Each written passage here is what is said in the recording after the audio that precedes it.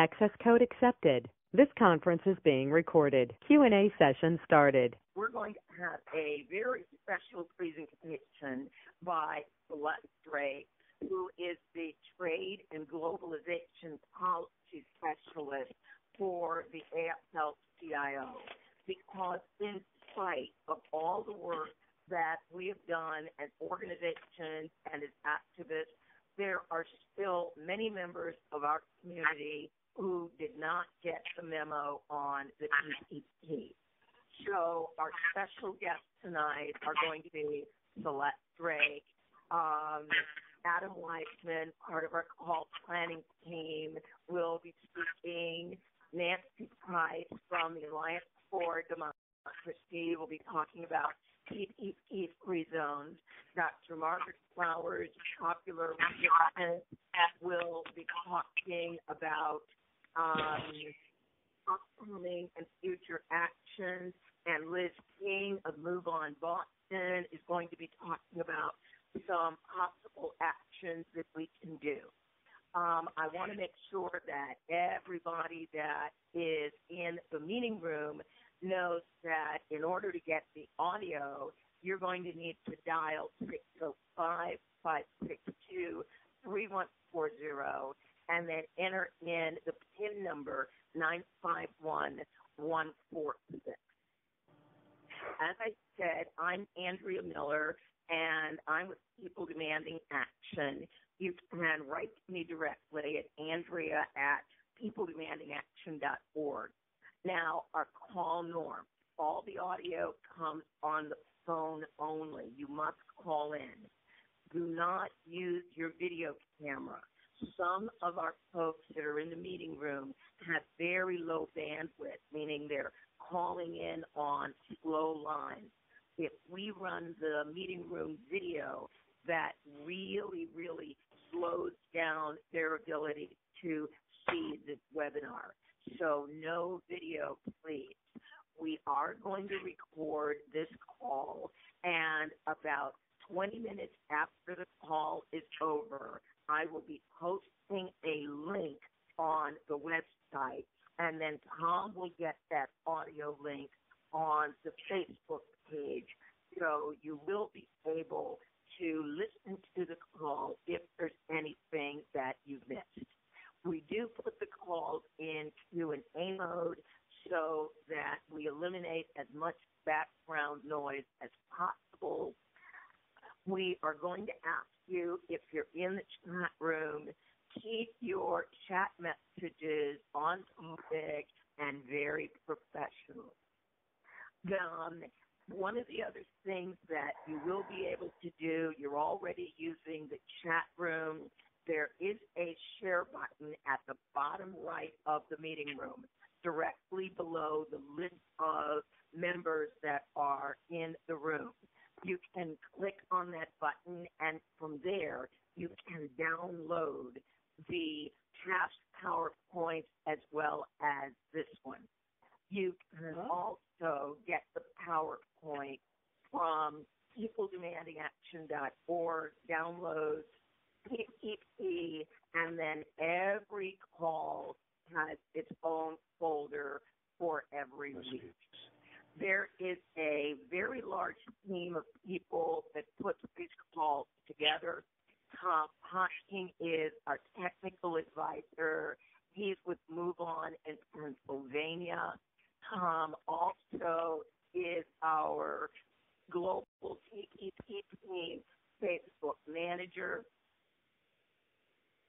And I've got to shut off the video camera. Mara Cohen is another member of our call planning team. Mara worked with me on end mass criminalization. She's a global climate convergence leader in Illinois. We also have Lisa Oldendorf from New York. Lisa is going to be one of your chat hosts, and she's a member of the call planning team. We also have Linda Brewster from Washington State. Linda will be helping with, she's probably going to join us in the chat room, so she helps with call planning and information and and event sharing. Harriet Haywood is our call co-organizer. She's also the People Demanding Action state leader in Florida. Many of you were probably invited to this call by Harriet Haywood. And I want to introduce now our very, very special guest for tonight, Celeste Drake. She's the Trade and Policy Specialist with the AFL-CIO. And Celeste is going to be walking us through what is the Trans-Pacific Partnership and why should I care? Celeste, the floor is yours. Great. Thank you so much. So it's great to be here. I hope everybody's excited. Just to let you know about this program, it's going to be a very basic TPP 101 presentation designed to tell you what's in the TPP and give you the tools you need to educate others about the basics of the TPP. So it might be repetitive for things that you already know, but that's okay. Think of it as TPP for beginners. Next slide, please. So there's a video that you're going to have to go and look at online. You can go to the AFL-CIO's YouTube channel. We're going to skip over it now because of the way that we do audio, but it's just sort of an introduction about the threats the TPP poses. Next slide, please. So TPP, you'll hear it in the press and by folks referenced as a trade deal, but that's a term that actually hides more than it reveals. Think of the TPP as putting a box around the economic policies that the U.S. and other countries can engage in. And all international agreements do this, right? They're agreements between countries that say we will engage in this behavior, we won't engage in that behavior. But for the TPP in particular, since average workers really didn't get to help write the rules, the TPP's particular box is like a corporate straitjacket, and it cements corporate power in all 12 countries. Next slide, please. So these are some examples about how the current trade regime, these are the trade rules or the sort of the corporate straitjacket that are existing already in trade agreements like the WTO, like NAFTA, what they've already done to the U.S. economy. So NAFTA, the North American Free Trade Agreement, has caused almost 700,000 jobs. The newer Korea Free Trade Agreement, 75,000. The WTO, more than 3 million jobs in the U.S. It's made it easier for companies to offshore jobs, particularly by empowering global firms with special legal rights that we'll talk more about later, and really driven a race to the bottom in terms of wages, environmental protections, and consumer standards. Next slide, please.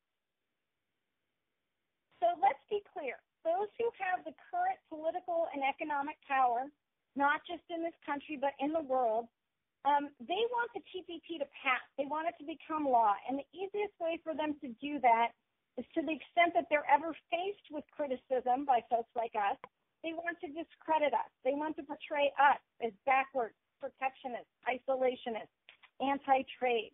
So they're going to say that we hate trade. And they're going to say that the TPP is really going to help us outcompete China and that somehow that's what it does. But the TPP really isn't about trade or no trade or the U.S. versus China. It's about what the rules are and who benefits. And if the economic elites write the rules, they're the ones who benefit. So we need to be really clear every time we talk about the TPP that we are not anti-trade. That's really, really critical. Next slide, please. So the next slide, there's going to be a series of slides just showing graphically using data to show what globalization and current trade agreements have done, particularly to the American economy. Now, all of these effects are not solely due to trade. They're due to something that's called the neoliberal agenda, and it's basically a set of economic principles that really say we're not going to help out the average person. Everyone, all workers are in the you're-on-your-own economy, and the rules are going to be to the benefit of the big economic interests. And that's true whether it's domestic regulation, whether it's trade policy, whether it's tax policy, and the whole host of these rules have really impacted workers in a negative way. So globalization, it's just a fancy word for kind of international economic policy on a massive global scale. And generally what it means is freeing firms from national loyalties, from responsibilities to pay taxes, to pay workers fairly, to protect the environment, and basically enable them to be free to seek out the lowest paying standards. And what we've seen for the U.S. is workers getting a smaller and smaller share of the national income. So as our GDP grows, we workers are getting less of it. Next slide, please. And the next slide shows you this is not just a U.S. trend. It is international and includes developing countries. So it's not the case that as the U.S. workers getting worse off, that definitely means that workers in developing countries are getting better off. That's not the case. Next slide, please. Now, this wealth is still being created. Workers are getting more and more productive. They're doing great, but they're not being rewarded because globalization, trade, neoliberal rules, these rules are pushing our wages down. That wealth is being captured, and it's being captured by economic elites for the global corporations and the 1%. Next slide, please. This slide shows that unions used to help. They used to help by creating some balance between average workers and average employers. In the U.S., when we used to have about 35% of all workers throughout the economy unionized, unions would help capture some of that wealth that workers are creating through their daily toils. As firms are freed up through globalization and these specific trade rules that give them the freedoms without giving freedoms to workers, that means unions that were going to form don't form because employers threaten and say, if you form a union, we're taking your jobs offshore, and workers know that's true. So what happens is the shrinking of unions, particularly due to trade policies, is killing the U.S. middle class. Next slide, please. The next slide shows the striking result in terms of actual inequality in the U.S. The yellow bars are sort of to the mid-'70s. The red bars are after. And you see to the mid-'70s, when we had like the New Deal, when we had the Civil Rights Act, when we had not a perfect economy, but progressively more policies that tried to protect more and more workers, you actually have the poorest fifth growing at the highest rate. That's what you want in a country, in a society, in an economy that's getting more and more equal. Now it's the opposite. We have, with current policies, the poorest fifth actually losing, negative 6% growth. And obviously the richest, the top 1% of the top 1% off the charts. Next slide, please. So, one point of comparison between the TPP and NAFTA.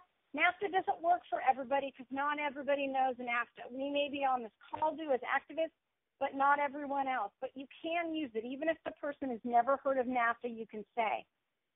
TPP is similar to NAFTA. It's probably about 80% of it is word for word the same. And even the parts that aren't word for word the same, very similar. And that's how we know TPP will be bad, because we have 20 years of experience of why NAFTA is bad. So we have job losses. We have undermining labor and environmental protections in all three NAFTA countries. It's not just the U.S. that's getting hurt. Increasing inequality and stagnant wages in all three countries. Increased corporate influence, particularly through ISDS. This is investor-to-state dispute settlement. It's the creation of a private justice system for foreign investors and undermining by American policies. The TPP is NAFTA plus 9. So for anybody that knows NAFTA and already hates NAFTA, they'll get it. For others, if we describe the 20 years of bad effects of NAFTA, they'll get it. Next slide, please. Okay, so this just shows, here's the thing that's special about TPP. It will be open for any country to join, not just Asia-Pacific countries, and it will last forever and be virtually impossible to fix. So that's why people will say, oh, you're just horribleizing, your hair is on fire. No, no, no. This isn't like a normal law which we can make and then amend and then repeal. This will last forever, so it's important to get it right or not do it at all. We should send TPP back to the table till they get it right. Next slide, please. So the TPP was negotiated in secret. This is another talking point. Because we failed to reform the trade negotiation process and just passed the same old fast-track fight, and I know a lot of you were involved in the fast-track fight, it was negotiated behind closed doors, which means the interests of average people were not represented and put on the table. Anything that was negotiated in secret, why are they doing it in secret? There must be something wrong with it, and there is. Next slide, please. This is just a little cartoon that shows you kind of graphically, without even having to explain to somebody, why it's so bad to negotiate these big honking deals which cover 40% of the world's GDP behind closed doors. It's 6,000 pages long almost when you include all the annexes and appendixes. And in comparison to the years that it took to write, you know, the president released it, and we have 90 days to look at it but not affect it until he signs it, and then Congress can only say yes or no. It can't fix anything. Next slide, please. So here is just a list of some of the things that the TPP covers that we don't traditionally think of as trade issues. When we think of trade, we often think of tariffs, you know, taxes on imports, and quotas. We can import a certain amount. But just looks at a sample of the things on this list. Banking regulations, patent and copyright laws, labor laws, government purchasing. So this is, again, just list off some of these to a friend, to a colleague, when you're trying to explain why the TPP is not a quote-unquote trade agreement. Next slide, please. So we're used to making these decisions democratically, openly, seeing the congressional hearings, lobbying for amendments, all of those kinds of things. None of that can be done with the TPP. Again, you've got to emphasize the process. When TPP goes to Congress, they can't fix a single word, a single comma, a single period. It's yes or no only, and we've got to get them to say no. Next slide, please. So I'll go into slightly a little more depth on some of the threats. ISDS, I think, is the single worst threat of the TPP. As soon as you tell people about it, they often say you can't be right. You must be, you know, reading off some crazy conspiracy website. That can't be true. But in fact, it is true. It creates a private justice system. A private justice system. Think about that. Only for foreign investors. So in these private corporate courts, they seek taxpayer compensation for any government action. Judicial, administrative, legal, regulatory, state, local government that threatens their expected profit. Now, they've got to make their case, and they lose a lot, but even the fact that they can bring these cases before their own private justice system is a threat. It chills government action, and there's a new study out that just came out in December showing some of the chilling effect on Canadian lawmakers. And this is really what the companies want. In the end, they don't want the money. They want government action to be chilled because they want to write their own rules. Next slide, show. So the next threat, this just shows you, try to think of, if you're a visual thinker, why ISDS provides unequal justice for all. It's not equal justice for all. Next slide, please. Okay, so here's another threat, and this is to our families economically, jobs and wages. These are very easy to talk to people about. Now, not everybody has experienced losing a job due to trade or knows someone who lost a job due to trade. But nearly all of us know what it's like to feel like our wages are stagnating, like that we can't get that raise that we earned, that we can't get another job with better wages because all wages are being pushed down. And that, in part, has to do with trade rules. And so specifically, under current trade rules, the U.S. has lost more than 60,000 factories, more than 5 million manufacturing jobs, more than 3.2 million of them are due to trade with China alone. Employers use this threat to secure, pay freezes, pay givebacks, to take away our benefits, to keep workers from organizing, and it affects all workers. If you think public employees are safe, they're not. Because as a factory closes, local government tax revenues go down. That means a police officer, a street sweeper, a librarian, a teacher might get fired. It means local governments can't invest. in new infrastructure, so they can't hire construction companies. So we're all at risk. Next slide, please. So I said before, trade covers a whole host of non-trade areas. Drug cost is another one. Due to new monopoly rights for big drug companies, it will be harder to access generic drugs in many of the 12 TPP countries, and drug costs are likely to rise to one extent or another in all 12 countries. Rules also try to control and undermine cost-saving measures in Medicare for us and in national health insurance programs in Japan, Australia, New Zealand, and other countries. And finally, remember, drug companies have access to ISDS, so they can use ISDS to challenge policies that they don't like that try to control drug costs. Next slide, please. So TPP threatens Buy American policies.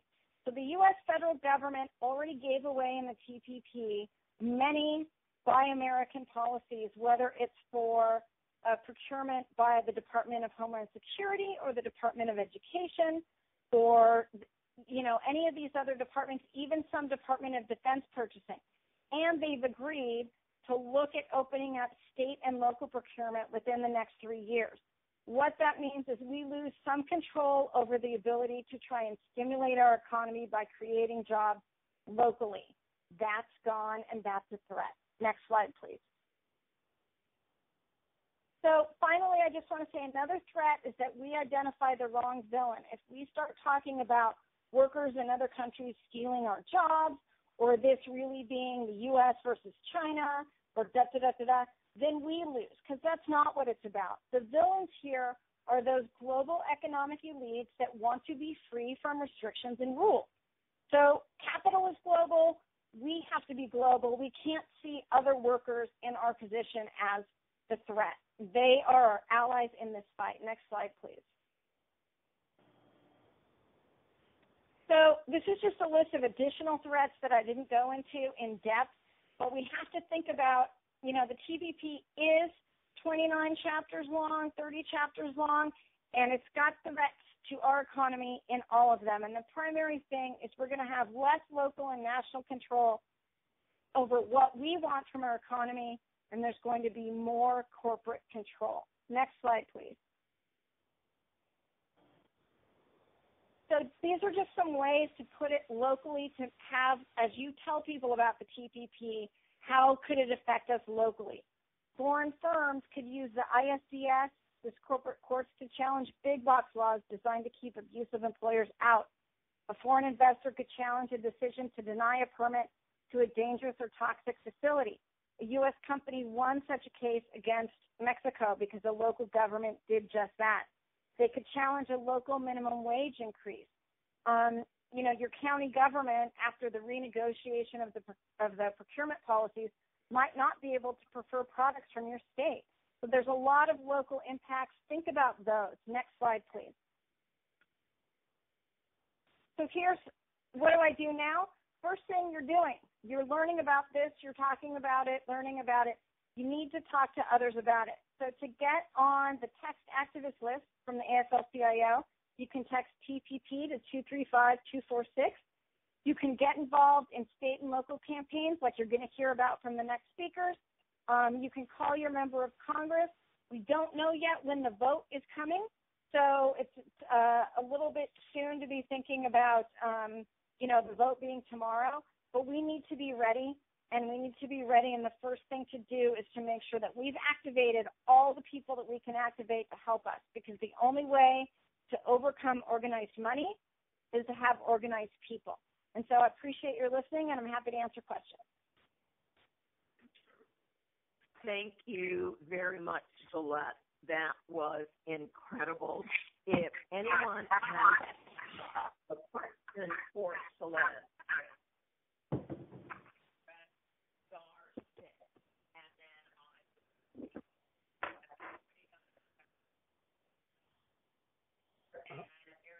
Hello, Celeste. I got a two-part question for you. Right now, with bankruptcy laws the way they are, they can run the court.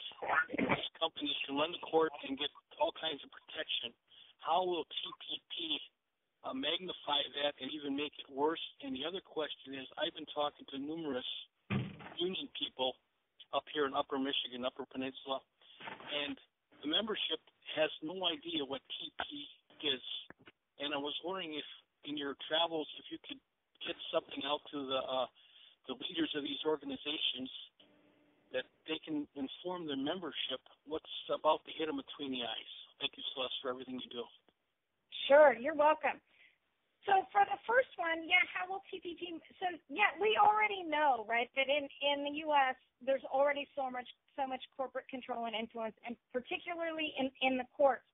The TPP can magnify it and make it worse because let's say that one corporate case goes all the way through the courts and goes up to a state Supreme Court or the U.S. Supreme Court, depending on, and loses.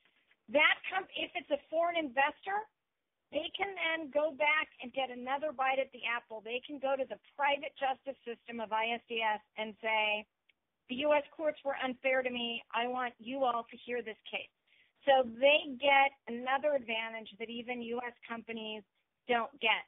And, some of these, private arbitration panels, they'll get it right, and they'll say, no, this is an overreach. But again, just the threat of being there has a chilling effect on the laws that we want to put in place that are more protective of workers and consumers and the environment.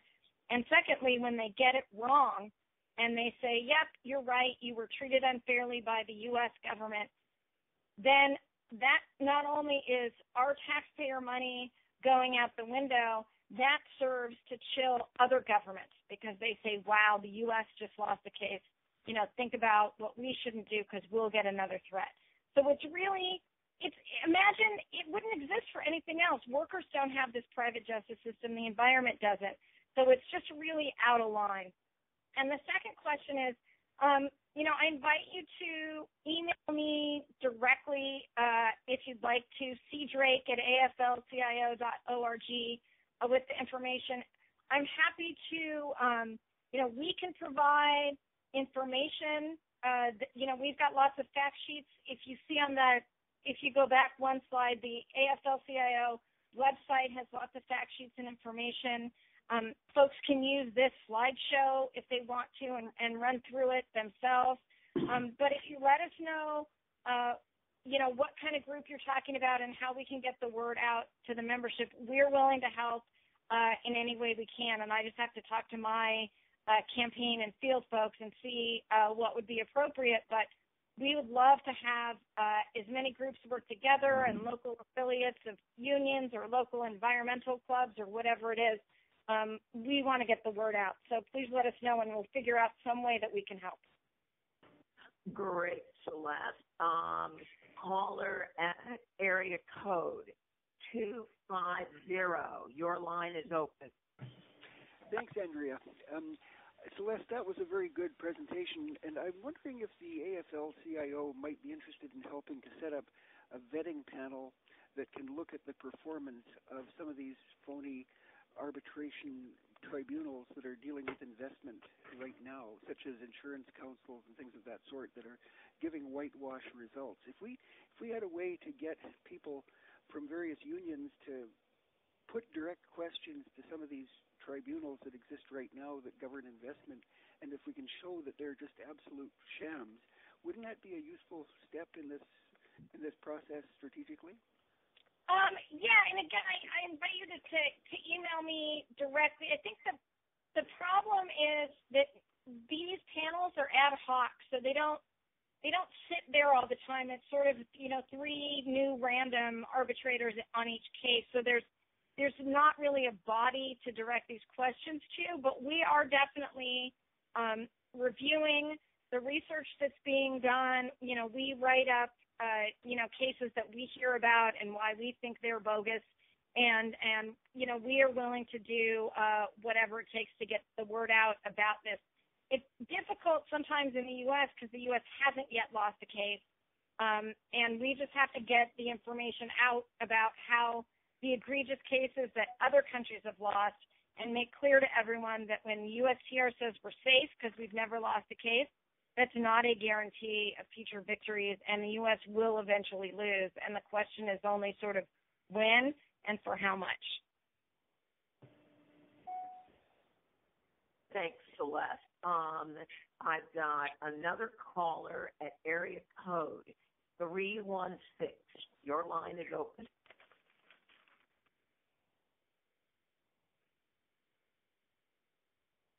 Caller at area code 316. Your line is open. Hi, this is Shannon from Kansas. Is there any data on how many ISDS cases have been filed and the dollar lost, even if it's not our country, other countries, that I can actually point exact?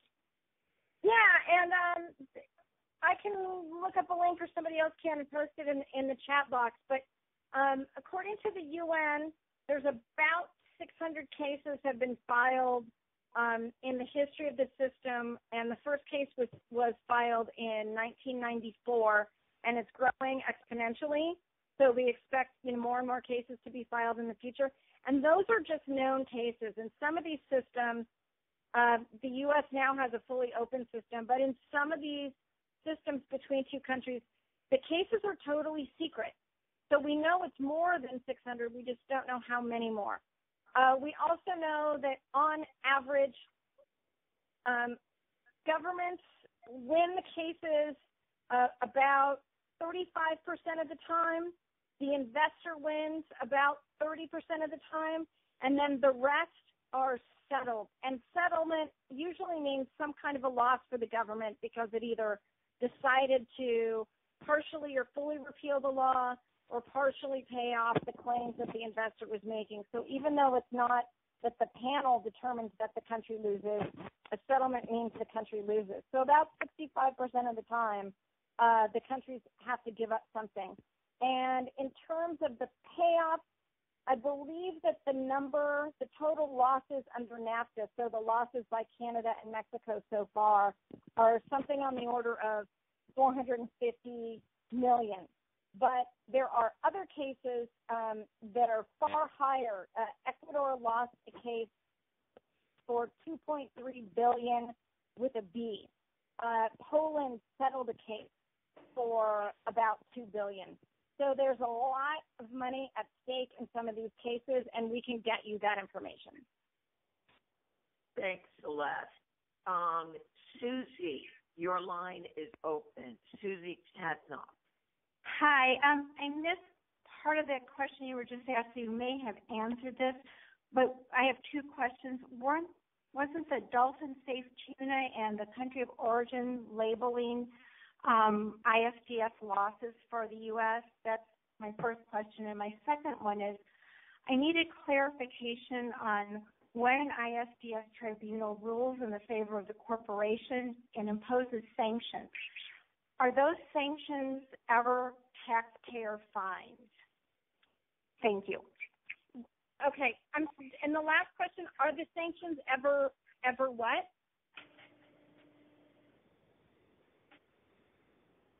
Celeste, I released her line. Okay. So, all right, on the first question, so the dolphin tuna, the country of origin case, and there's another famous case the U.S. has lost under called the shrimp turtle.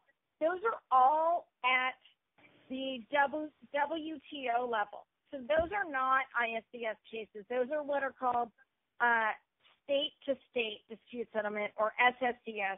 And that's where one country challenges another country at the WTO. Now, the U.S. has lost a number of times at the WTO. Those are just the biggest three times.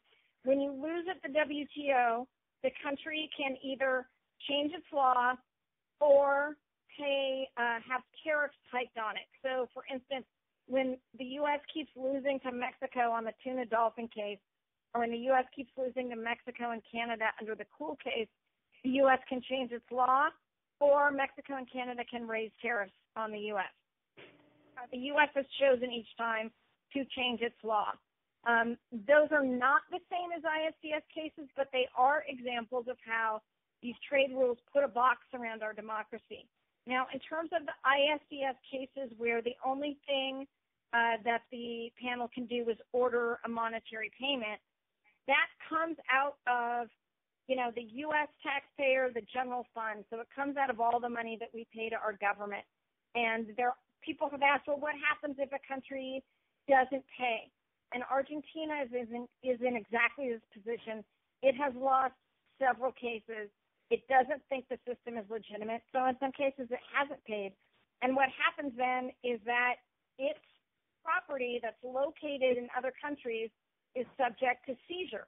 So if Argentina is holding money in a foreign bank, that money can be seized. If Argentina sends out Argentinian-owned airplanes and ships and things to visit other countries, those can be seized. And in reality, an Argentinian government ship was temporarily seized. It eventually got control back, but it has lost some money that was being held in overseas banks.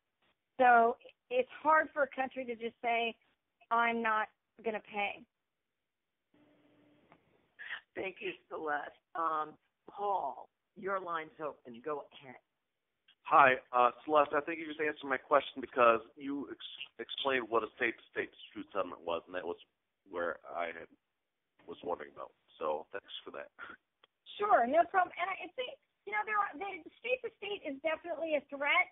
It's a little bit less of a threat than ISDS only because we view it, at least if the complaint is being made by another sovereign government, the two governments are facing each other equally, and a sovereign government can kind of filter out the most egregious cases. And it could say, look, this case sounds crazy, like the Philip Morris versus Australia case on the tobacco.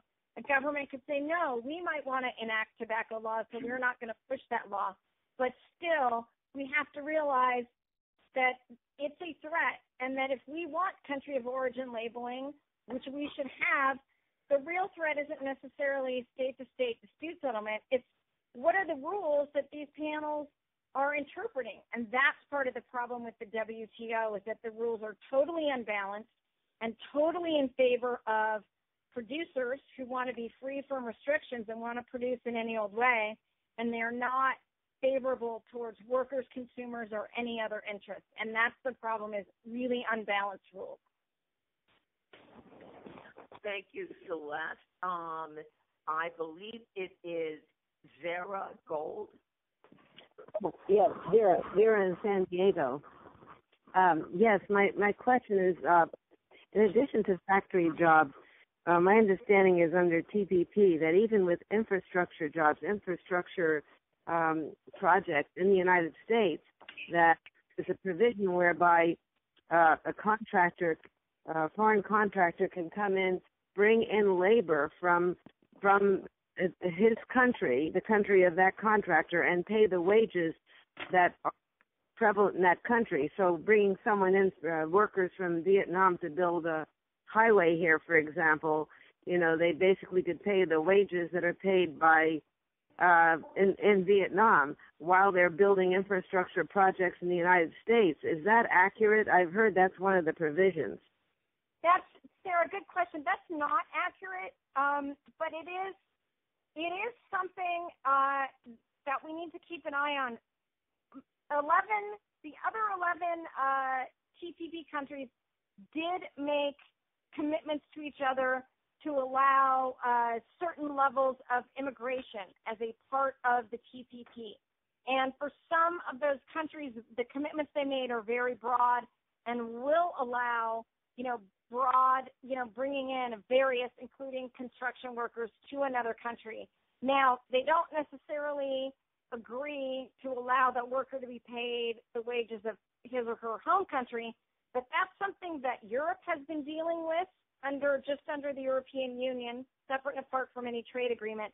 And it is something that was part of the debate about the Australia-China FTA. So it's obviously something that companies would like to get. Because who wouldn't want to bring a Vietnamese worker to the U.S. and pay 65 cents an hour if they could, right? If that's their only goal, is to pay as little as possible.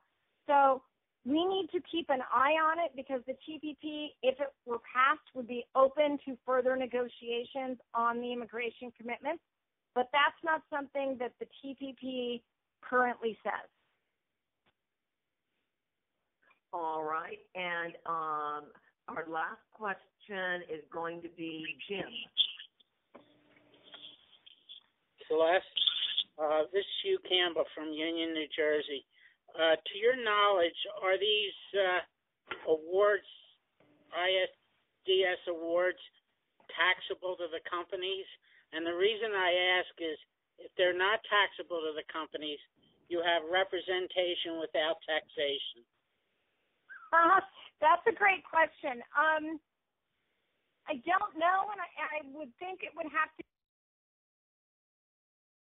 I think it would have to do with the tax laws in, wherever that. So if that becomes part of income that is, attributed to Japan, it would depend on what Japan's tax laws are, and do they require companies to pay taxes on earnings from a legal case, that kind of thing. So I think it would be different for every jurisdiction, and whether, like for a U.S. company, if they even if it were taxable under the U.S. laws, if they never brought those winnings home to the U.S., we could never tax them. So it's a great question, but there would not be one single answer. Celeste, thank you so very much for an incredible presentation. It is always wonderful to have you present for us. Our next speaker is going to be our own Adam Weissman. So a lot of our call planning team members are presenting tonight. Adam generally is with us every week. He's with Trade Justice, Global Justice for Animals and the Environment. Hopefully everyone has spent time at www.tradejustice.net. Adam's on the call planning team. A number of our speakers are recruited by Adam. Adam also collects information about events. He's going to share some news stories with us, and he will be back toward the end of the call with our upcoming calls. So, Adam, go ahead and give the website, and then I'll move over to your upcoming or to your news story. Okay, great. Thank you, Andrea, and hi, everyone. Just a little bit of clarification on the slide. So Trade Justice New York Metro is a coalition of organizations in New York City and New York City metropolitan area. Global Justice for Animals and the Environment is one of those organizations. So there are two separate websites for those two entities. One is the one that you see on the slide, tradejustice.net. If you'd like to check the website for Global Justice for Animals and the Environment, that's gjae.org. Or the longer to write but easier to remember URL for the same site is freetradekillsanimals.org. Moving on to the events of this week, or rather the news of this week. A bunch of big news stories, but first we'll start with an action alert. And pretty much everything that I'm going to tell you tonight, you can find by going to tradejustice.net and clicking on the upcoming events tab, or just going to tradejustice.net and or trying tradejustice.net/events. Either way will get you there. So just a quick little easy action. Time magazine in their most recent issue had a Be the Pundit thing at the end of the magazine, where you answered questions, and one of the questions was, what will be the fortunate, unexpected event of 2016? And so the multiple choice, and one of the choices, which they just deemed to be the correct choice, was the passage of TPP would be the unfortunate event of the fortunate but unexpected event of 2016. Well, it's interesting that Time is suggesting that this is a fortunate event, considering that Time is, of course, the subsidiary of Time Warner, which is one of the member companies of the U.S. Business Coalition for TPP. And as if that isn't blatant enough, on the page of the magazine facing this feature was a full-page ad for Gilead, which is a major pharmaceutical company involved in producing patented AIDS drugs. So in other words, one of the companies that will benefit financially from killing people by limiting access to AIDS medicines under TPP. So it really speaks to where Time's priorities are. So Time does run letters from readers, and we should all write letters and let Time know that TPP is nothing to look forward to. And as it says on the slide, we created a short link there that you can use to get to the web form to fill out the time to write a letter to Time. So that's tradejustice.net/time letter, all lowercase, and that will get you to this space to write a letter to Time and demand that they start talking about the real facts of TPP rather than praising TPP in silly contests. Next slide, please. So a whole bunch of news stories in this week and in recent weeks. I'm sure we're all following the range of controversy surrounding Rahm Emanuel right now in Chicago. So the New Yorker had an article called "The Sudden But Well-Deserved Fall of Rahm Emanuel," and one of the things that it talked about was his pivotal role in pushing NAFTA, and how, in fact, as a result of the Clinton administration's push for NAFTA, Democrats suffered major losses in Congress. So something that we should perhaps remind our Democratic elected officials of if they're considering supporting our current Democratic president in his push for TPP in an election year. Next slide. Okay, so some of the big news stories of this and recent weeks. Ted Cruz is saying that under no circumstance should the TPP be voted on during a lame duck session. That, of course, is directly contradictory to both Paul Ryan saying he wants it to be voted as soon as possible, but more directly contradictory to Mitch McConnell saying that he does not want to see a TPP vote before the election. So there's a lot of wrangling just on the Republican side about what should happen with TPP in relation to this election. And it's so the date of, as Celeste said, the date of a vote is very much still in question with a lot of politics coming to play. Canada, under TPP, was ultimately forced to loosen their grip on milk supply management. That's raising questions about people are raising questions as a result about how taxpayers will be forced to subsidize that hit that the industry is going to take. And continue to actually be producing dairy at oversupply in Canada domestically because of industry influence. There's a lot of question about TPP in Malaysia, concerns about some of the IT rules and potentially people being jailed for photocopying textbooks. And TPP foes in Malaysia have launched a website for people to start debating and discussing the issue. Next slide, please.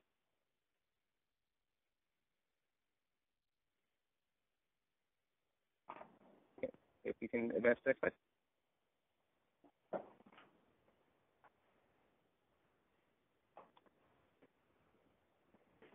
Andrew?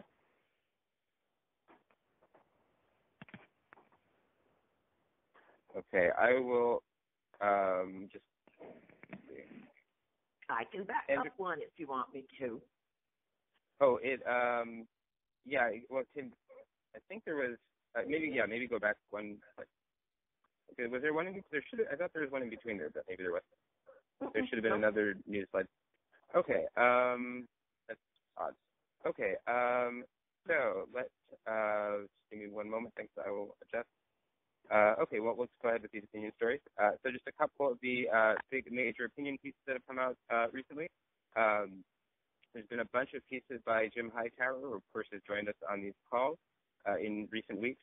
There's also a piece coming out of New Zealand talking about how TPP undermines our capacity to address the problem of climate change. And we will. There's also writing coming out of Cory Doctorow at Boing Boing is talking about how, and is one of several stories in recent weeks, including one in the Globe and Mail, influential Canadian paper, talking about how China is going to be the real major beneficiary of TPP. And that is important, of course, because as the Canadian government the new Canadian government has so far not taken a clear position on TPP and has been slow to announce exactly what they intend to do. So continued domestic pressure in Canada is absolutely key. There should have been a slide with some more news stories, but I guess those aren't up, but they will be on that webpage if you look at them. Just to give a real quick summary of some of the top stories there. The clothing retailer Patagonia has come out against TPP, while many in industry either still haven't announced positions or are really taking a variety of positions. A major trade group has come out in support of TPP, that is, while other organizations like the U.S. Chamber of Commerce still have been slow to announce formal positions, although we can expect where they will ultimately fall, at least one major trade group has taken a position on TPP. The one industry that has come out very strongly is the in support of TPP are major meat producers, including Iowa pork producers. And there's a new article in Japan Times reinforcing what we already know, that we will be looking forward to TPP signing in New Zealand in February. So a lot more stories and a lot more news. And again, you can find all this at tradejustice.net if you go to the news link, or for easy reading this week, I've consolidated all on the event page. So just go to tradejustice.net and look for upcoming events, and there'll be all these news stories plus a bunch of events and some action alerts as well. Okay, thanks, everyone. Thank you, Adam. Our next speaker is Nancy Price. Nancy has joined us on many of our calls, many times before. Nancy is co-chair of the Alliance for Democracy and a board member of the Liberty Tree Foundation for the Democratic Revolution. Nancy is also on the leadership team for Democracy Issue Group for the Women's International League for Peace and Freedom, and a former member of Move to Amend's National Leadership Team. So, Nancy, take it away. Thank you so much for joining us. Yes, hello, everybody. Well, I'm back here again, hoping that you'll make one of your New Year's resolutions to organize locally or county-wide to get a TPP-free zone resolution passed by your city or county council. It doesn't really matter how large or small your city or county. It all adds up. In the EU, 3.3 million people have signed a no TTIP, that is a transatlantic trade and investment agreement petition.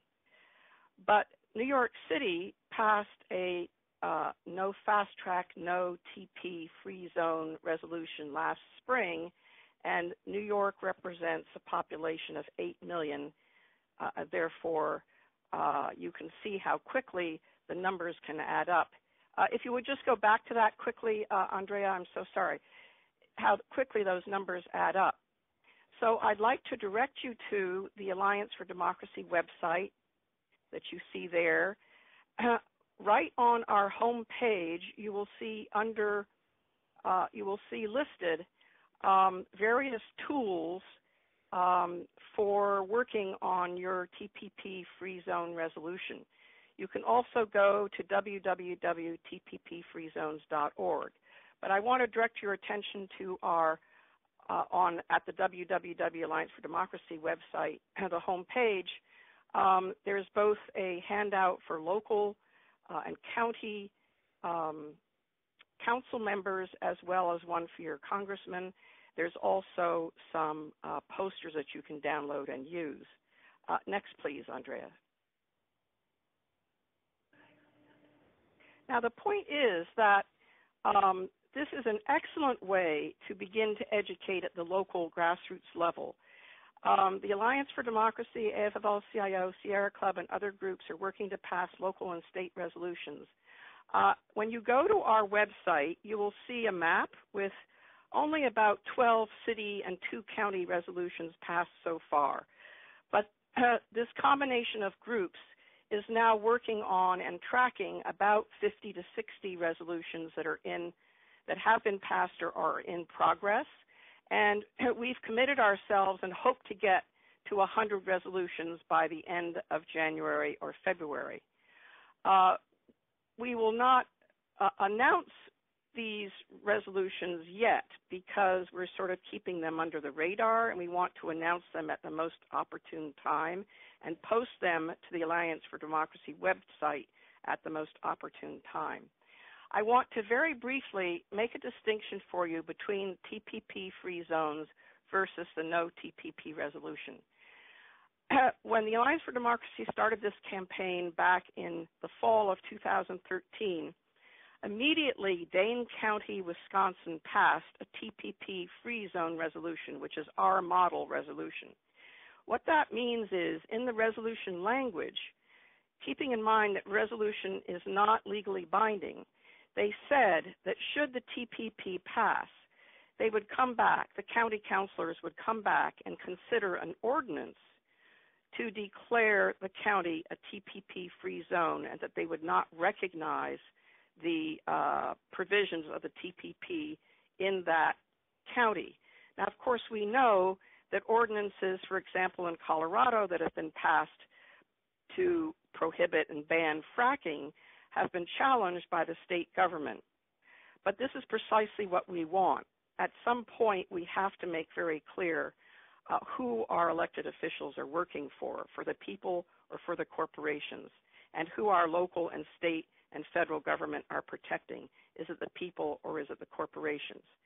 It's New York City, for example, did pass a TPP, have a comment on creating themselves as a TPP-free zone, but they did not state they would come back and consider an ordinance.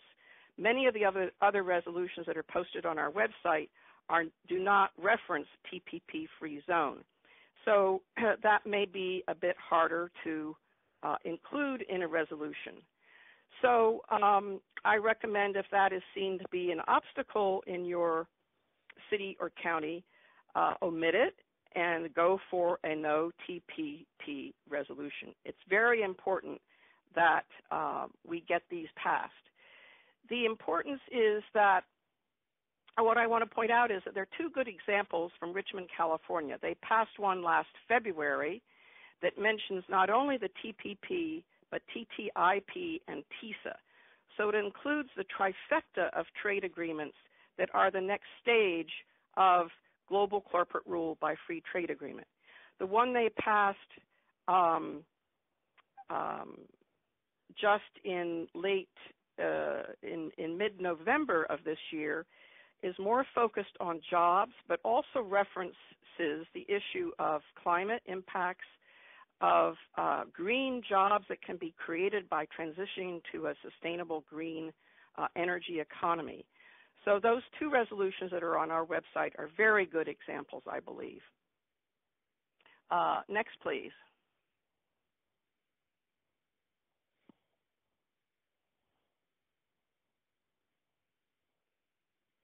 I just wanted to provide here for you more information if you want to work on a resolution that includes issues or items that you think are pertinent to your local community or county.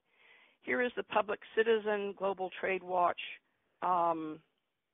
analysis, the Sierra Club analysis, and I wanted to, which does an excellent job of highlighting the impact that the TPP will have on the environment and climate impacts, accelerating dirty energy, dirty coal, oil, and gas across this country, more oil trains, more pollution of air, land, and water. Keeping in mind that there's a huge push to expand our ports, the rail system and our ports on both the East and West Coast, on the East Coast for the TTIP, and on the West Coast for the TPP. I wanted to draw your attention to the fact that December 31st, the New York Times had an article highlighting climate chaos across the map. Remember, we've just had some pretty dramatic climate events in the U.S., the high temperatures in the Arctic, the terrible flooding in the UK, for example, and in Central and South America. There is this very important article by Oscar Reyes of the Institute of Policy Studies on the 7 wrinkles in the Paris climate deal. And one that is so important that I'm going to highlight here for you is that in the Paris Climate Agreement, carbon pollution from international shipping and air flights is not counted in the global greenhouse gas emissions. And neither are, not in this agreement, it's not cited in this agreement, I don't believe, but neither are global carbon emissions from the military. So as the TPP would accelerate offshoring of jobs and manufacturing, we have an increased carbon footprint of exported and imported goods, and we know that climate impact and the kind of extreme weather events and climate chaos that will bring. It's a great tragedy and shocking, as this article points out, that the U.S. worked overtime to create an agreement that's extremely weak and allows for these climate impacts.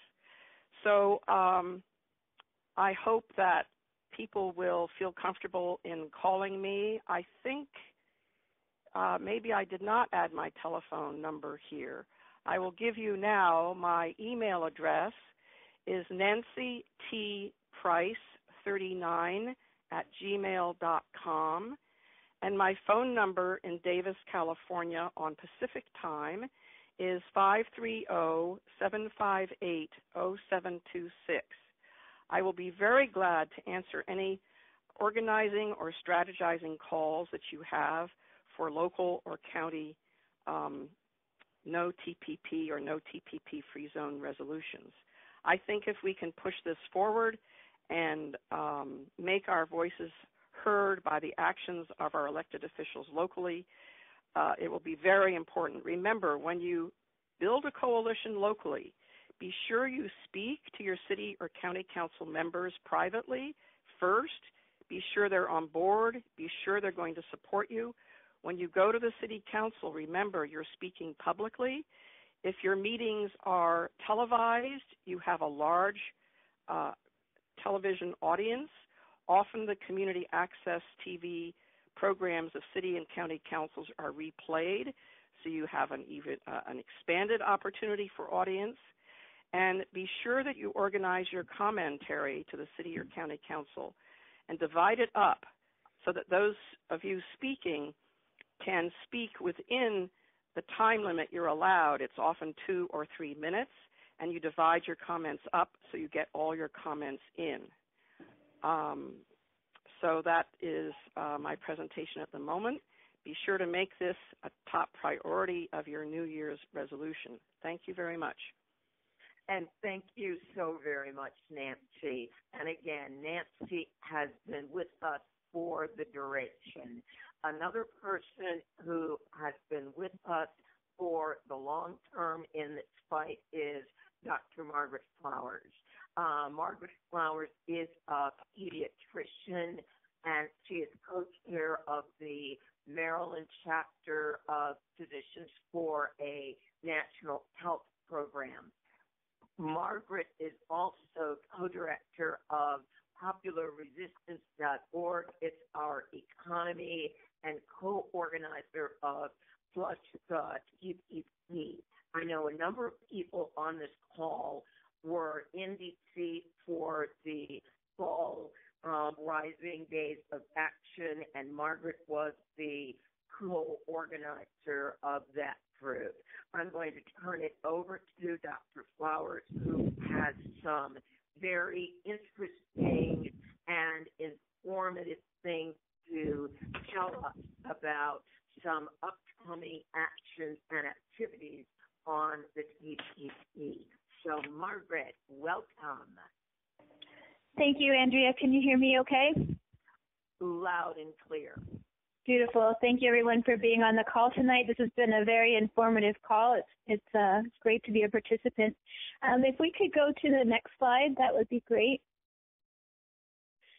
So an opportunity that, of course, came up between Christmas and New Year's, because that's when agencies in Washington always introduce things that they don't want anyone to know about.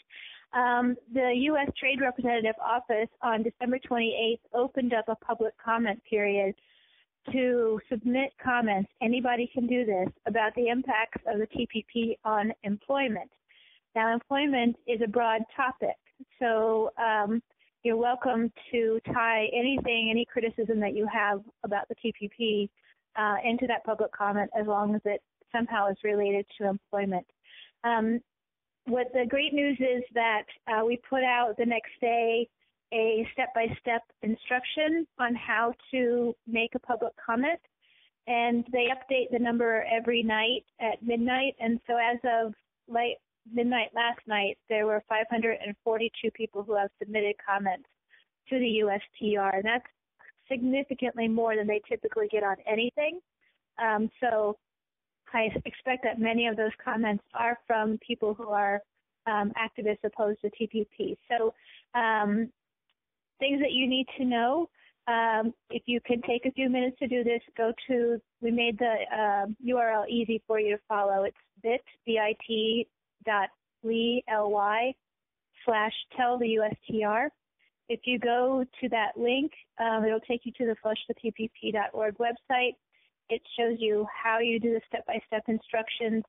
There's a direct link that will take you to the page, and when you get to that page and you click on comment, it opens up a box where you can type a comment. Now, I just wanted to, because I'm not sure everybody always reads the directions all the way through, the USTR is saying that they prefer that you actually write the comment out ahead of time on a Word document and then attach that to the comment box. There's an easy way to do that. And then in the comment box, just write "See attached."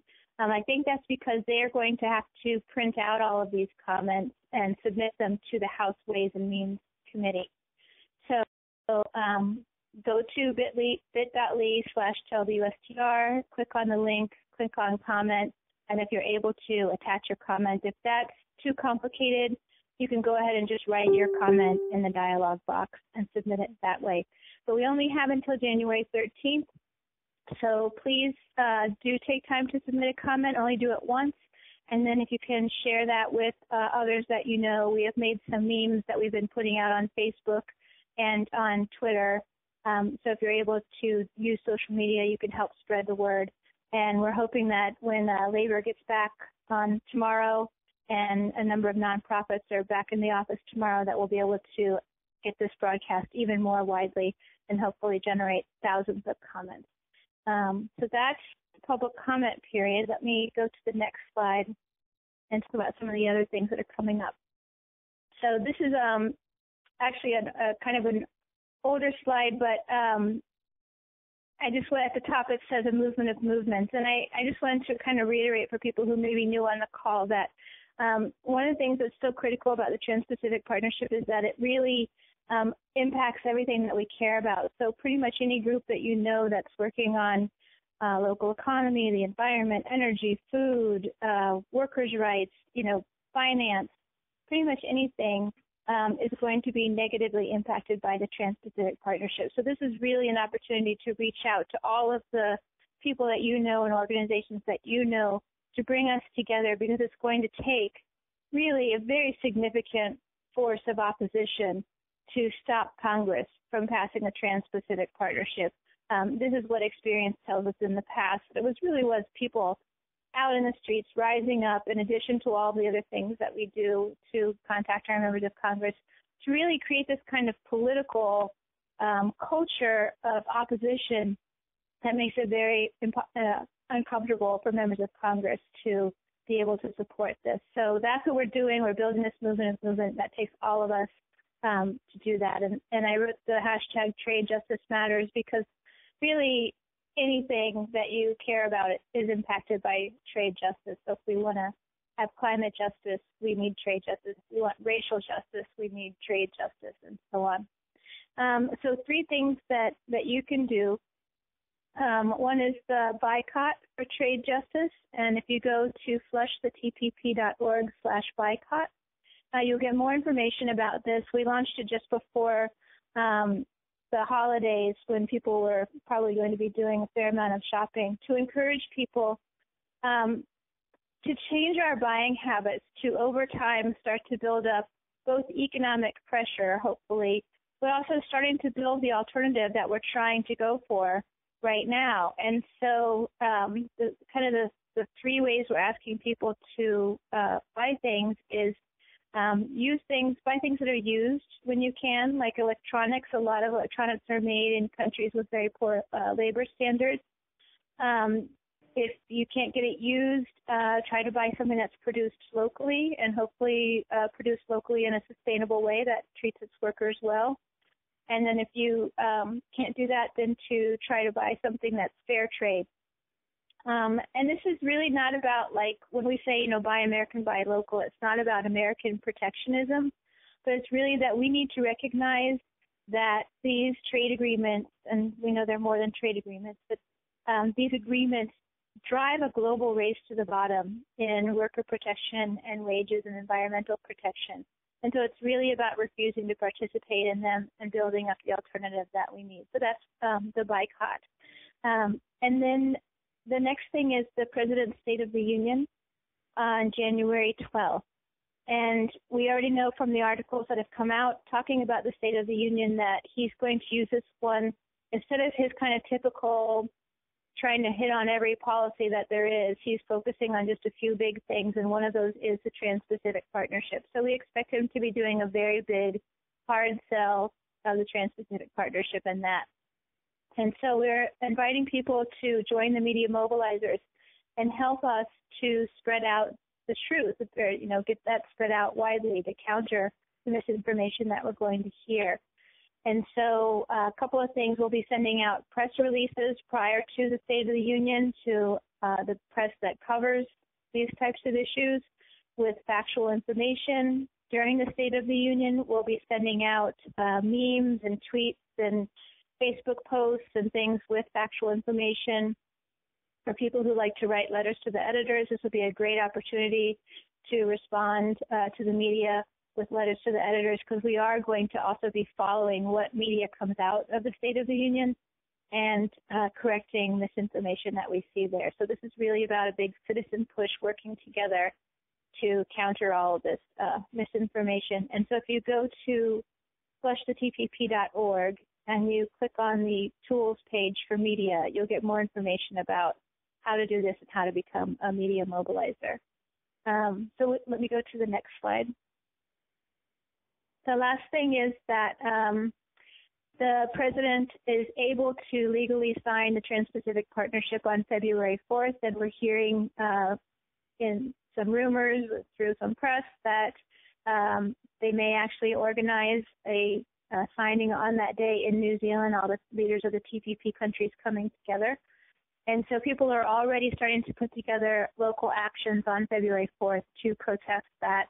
We have 8 cities on the map right now, and we hope to get many more over the next month. So if you go to flushthetpp.org/actions, on that action page, you'll see which cities have already signed up. And if you're interested in organizing an action, please get in touch with us. There's actually a form on that page where you can fill it out if you'd like to and submit your action, or you're welcome to contact us through the website. And we'd be happy to work with you. We also have a database of people around the country, so if you organize an action, we will send out to our list in that area and let them know about it. So that's February 4th, big nationwide day of action. And then during the President's Week, February 14th to the 21st, members of Congress will be in their district at home. So we also encourage people to do some sort of action, contacting your member of Congress. Ask them if they haven't read the TPP to read it. Ask them to come out with a position. If they haven't come out against it, we have to assume that they're supporting it. So pressure them to come out against it. And then just want to remind everybody, if you want to get on our TPP resistance organizing calls, they restart this Wednesday, January 6th at 9 p.m. Eastern, 6 p.m. Pacific. And if you go to the Flush the TPP news page, you'll find information there about how to register for that call. So that's a lot of information. It's all available on the Flush the TPP website, so check out the news page, the actions page, and the tools pages. And that's everything. Thank you very much. Thank you so very much, Margaret, and thank you for all the incredible things that you do. I now want to introduce Liz King from Move On Boston to talk about some very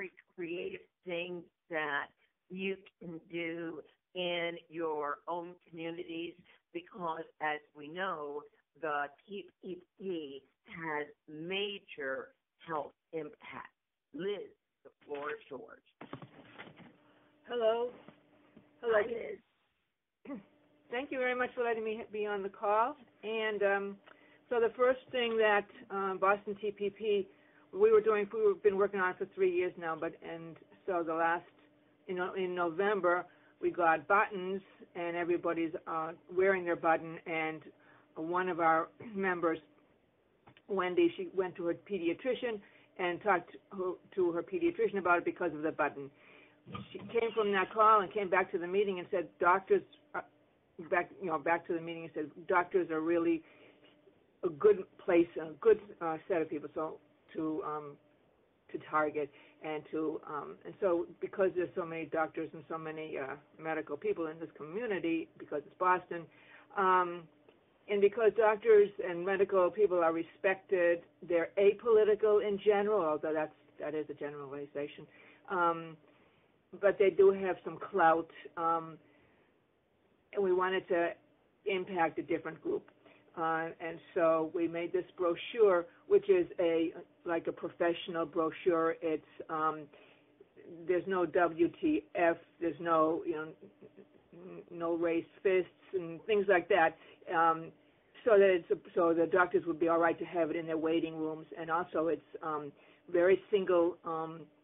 There's only one single issue discussed, which is the medication costs. And that's what we're doing is that. Another reason for using this is that it's more, how do I want to say? Yeah, it's easy, and it's a trifold, so the doctors can put it in their slots that they have for professional brochures and whatnot. So another thing that we're doing is taking those door to door in office buildings, and of course that's time efficient because it's a door to door in the big office buildings of the doctors, and that's good. We also have been bringing them to neighborhood health centers. In addition, when we're there, we take the flyers, what does the TPP have to do with dinner, and put those out on the cafeteria in the cafeteria. So the big problem that we have is the cost of printing and mailing. And we just pull ourselves together. We haven't gotten any other single source of funding. But the flyers are available on the Flush the TPP website. That's about all. If there's any questions. Well, thank you very, very much, Liz. What we're going to do is I'm going to go through a couple of things that we have available for people, and then we're going to do a group Q&A. I'm going to go very, very quickly. I know Nancy mentioned the idea of letter to the editor. Many of you remember about a year ago we had a letter to the editor tool. Well, it is now back. And what I did was Margaret and the Flush the TPP team had done such a wonderful job on putting together talking points that I used their talking points literally verbatim in the new letter to the editor tool. I will put the link in the chat box a little bit later on. Now, what the letter to the editor tool looks like when you click on the link is you're going to enter in your zip code so that it knows where you are, and then it will get all the newspapers within up to a 100-mile radius. If you need to go that far to find newspapers, you're going to pick one newspaper, and then it will automatically address it to the appropriate person in the newspaper. We've already set up the basic letter, and then over on the right, there are a series of paragraphs. You can then click in the box and use any of our paragraphs. You can write your own, and then you just put in your name and your address and send your letter to the editor. One of the other things that we did, again, looking at probability that President Obama is going to sign the TPP on February 4th is we have an advocacy alert. An advocacy alert, unlike the petition, goes directly into the email box of your elected representative. So again, you're going to put in your name, your address. We're going to take out your phone number. You don't need to do that. And then when you click, it will look up who your legislators are, your senators and your House members. Now, if they have been a champion against the TPP, then it's going to say thank you. If they've been a scoundrel or we don't know where they are, then they're going to get what we call a thank letter. It's going to tell them to get a clue and get on board. Unlike many other tools you may have used, we also get the opportunity to post on their Twitter account as well as their Facebook account. So what I've never liked about sending an email is that an email is private. Nobody knows that you sent it except you and the elected officials. What I've always loved about Twitter and Facebook is they're very public. So you can show everybody that goes to their pages that you took action and maybe, just maybe, they're not doing the right thing. All right, now, I'm going to open up for Q&A. We are going to run a little bit over, so I'm going to set some rules on Q&A. I want one-part questions, not multiple-part questions. Tell me who you're directing the question to. Nancy Price, Dr. Margaret Flowers, or Liz. And in order to get on the queue, press *6. And then that will let me know that you want to ask a question, and I will open up your line. All right. Our first question looks like it is from Dr. Laura Chamberlain. Go ahead. Your line's open. Yes, hi. I wanted to know from Celeste, is there any way, if the Congress votes for this, is there any way for the U.S. to get out of this trade agreement? Any way at all? And what would that be? Yeah. Yes. Yeah, good question. Countries, there's always a provision that says a country can pull out at any time. It's just never happened. So we don't really know what the process would be. Could a president do it unilaterally?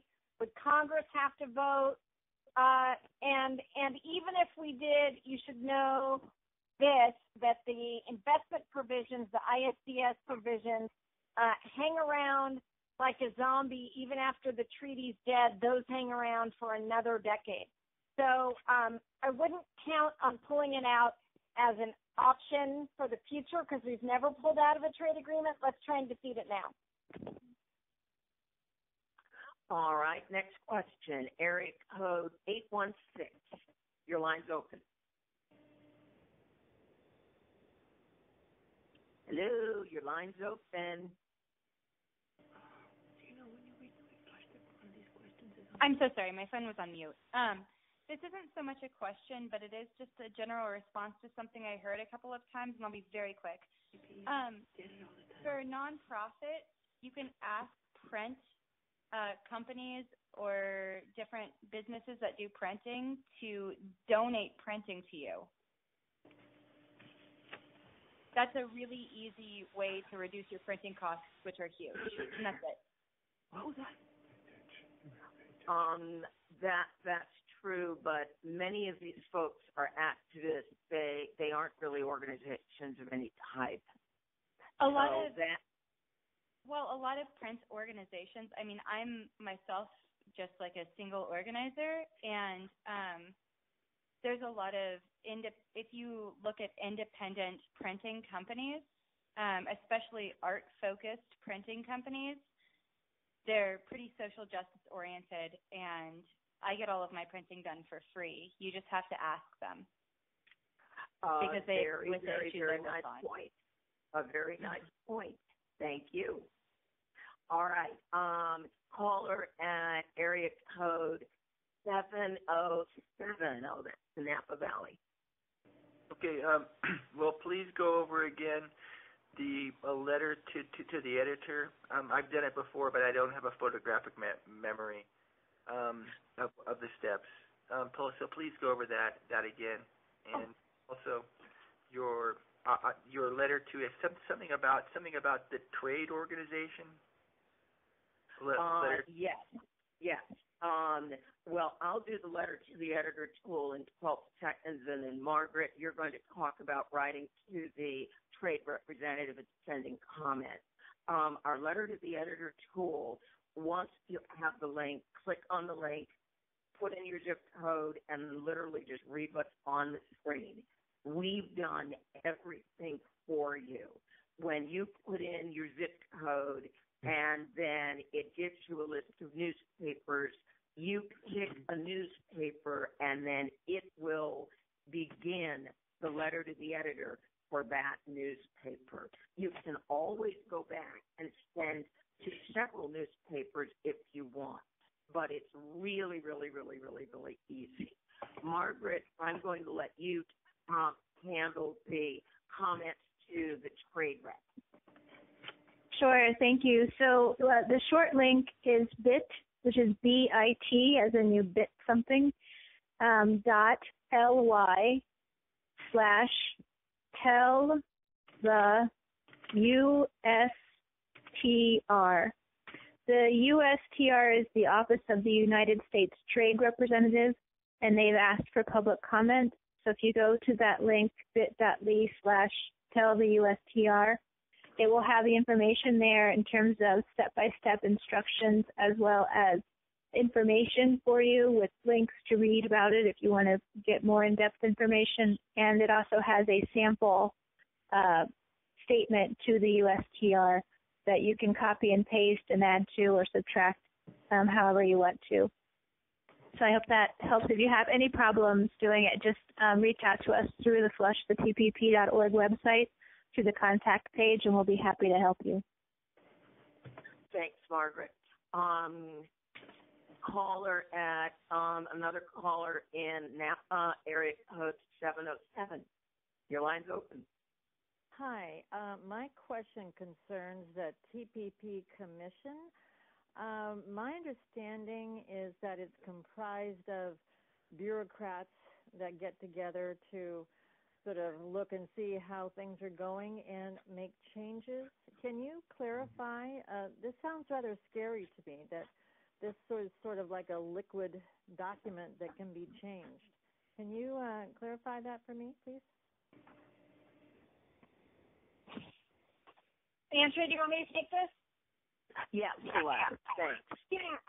So the TPP actually sets up a number of different councils, like of the trade ministers, of the labor ministers, and different of the councils or commissions will have different responsibilities.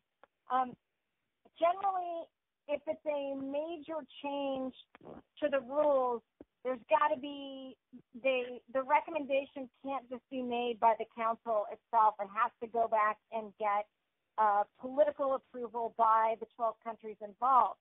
The problem is that for us in the United States, it's not clear that these changes will require a new congressional vote. So, for instance, one of the things that we find really scary is that it says the parties shall negotiate sub-federal procurement beginning in 3 years after enactment. So they shall negotiate for coverage of state and local procurement. And we have asked USTR, well, once they negotiate it, does it just go into force automatically because it's considered a small change, or will Congress get to vote?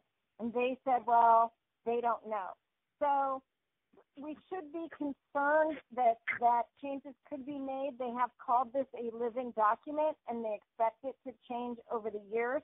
We should be aware that generally, when no congressional vote is involved, it's going to be less democratic and less something that we want, because even though we don't think Congress always votes in a way we would like them to, At least it gives us a place to weigh in. When we can't weigh in, we should be worried about the outcome.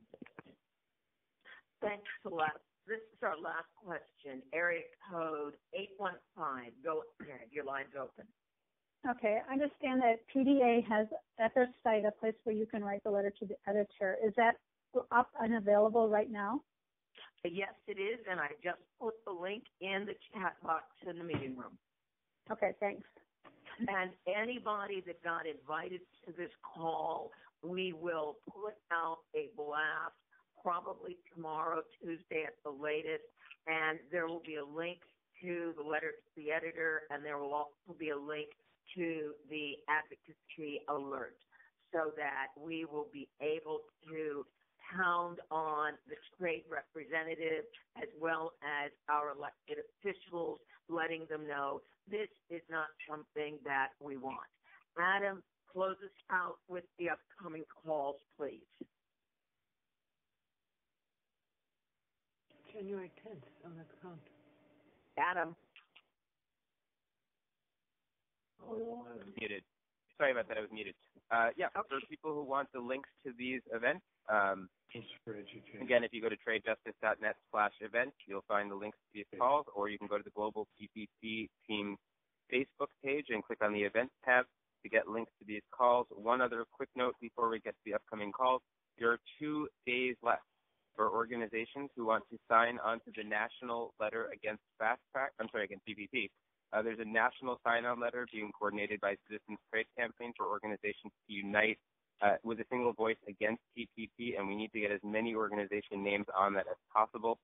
If you go to the tradejustice.net/events page and go to the Action Alert section there, you will find a link to how your organization can sign on to that letter. Now, speaking of Citizens Trade Campaign, great segue.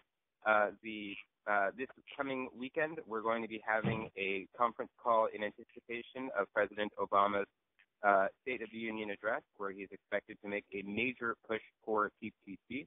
Our featured speaker, or at least one of our featured speakers on that call, will be CTC's Arthur Stimulus, who will be talking about how we can prepare to respond to the State of the Union address, along with the upcoming week of action that's going to be taking place during the February recess.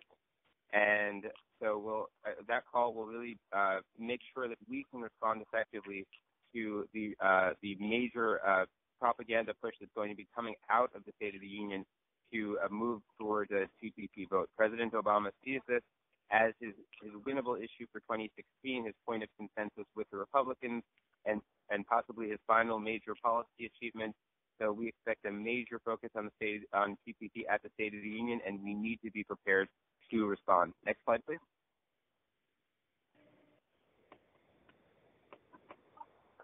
The following week, we will be doing a call looking at the World Trade Organization. We talked earlier in this call on the recent dolphin tuna ruling, as well as the WTO cool ruling.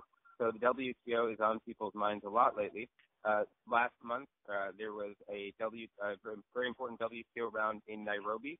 So we'll be getting a report about the Nairobi round talks. We'll be talking about these recent WTO cases, and we'll also be getting an introduction to the WTO overall.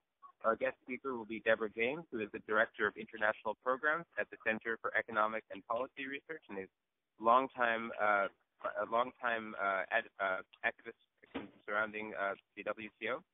And so that call is part of a series that we're going to be doing called Globalization 101 that really starts from the basics and works up to really give us a better sense of the global trading system, just as this call really helped us establish a foundation and build up from that on TPP. That call will be doing the same for the WTO, and also helping us to understand why the history of the WTO makes a strong case about why putting more power in trade agreements and taking power away from our own government is so dangerous. Next slide, please.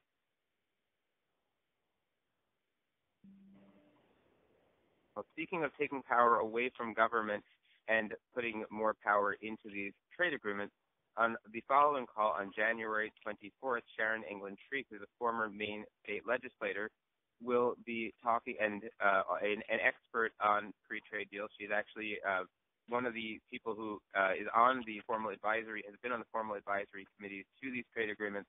They frequently testifies at the various trade agreement stakeholder sessions, has written a major paper concerning the regulatory cooperation chapter of the Transatlantic Trade and Investment Partnership. This is a chapter that will create a major new bureaucracy designed to really stand in the way of important public interest regulation and ensure that governments basically vet public interest laws and put corporate interests ahead of our ability to pass important public interest rules.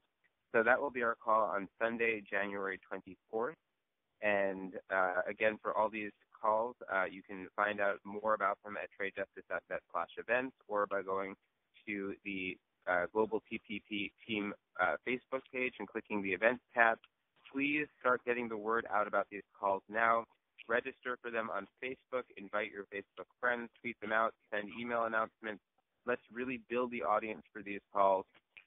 And in the interest of building audience for these calls, one final announcement.